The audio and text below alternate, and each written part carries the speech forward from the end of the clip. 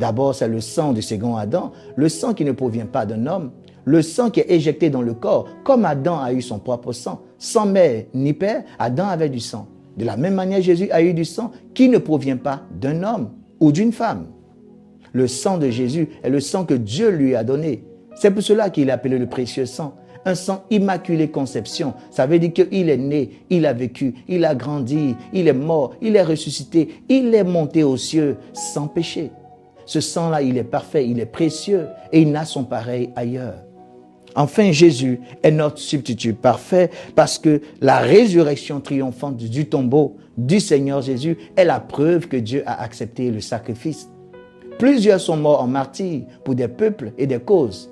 Mais la résurrection n'a pas eu lieu. Plusieurs religions attendent encore la résurrection de leurs prophètes. Mais nous savons une chose, le nôtre, il est ressuscité. Il est le Fils de Dieu. Il est le roi des rois. Et la tombe n'a pas pu le retenir. Mais au-delà de tout cela, pourquoi Jésus est ressuscité? Parce que le Père a accepté le sacrifice. Il a dit, je ne permettrai pas à mon bien-aimé de connaître la corruption. Jésus ne devait pas avoir un corps de putréfaction. Jésus ne pouvait pas pourrir s'il était véritablement le Messie envoyé par Dieu. Effectivement, Jésus n'a pas pourri. Et le troisième jour, très tôt le matin, Jésus est ressuscité. Beaucoup d'hommes se posent la question, du vendredi au dimanche, est-ce que nous sommes à 3 jours? Mais vendredi n'est pas samedi et samedi n'est pas dimanche.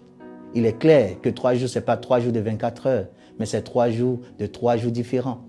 Alors samedi n'est pas vendredi et vendredi n'est pas dimanche. Jésus a fait 3 jours dans le tombeau. Il n'a pas fait 3 jours de 24 heures. Que la grâce du Seigneur soit avec vous.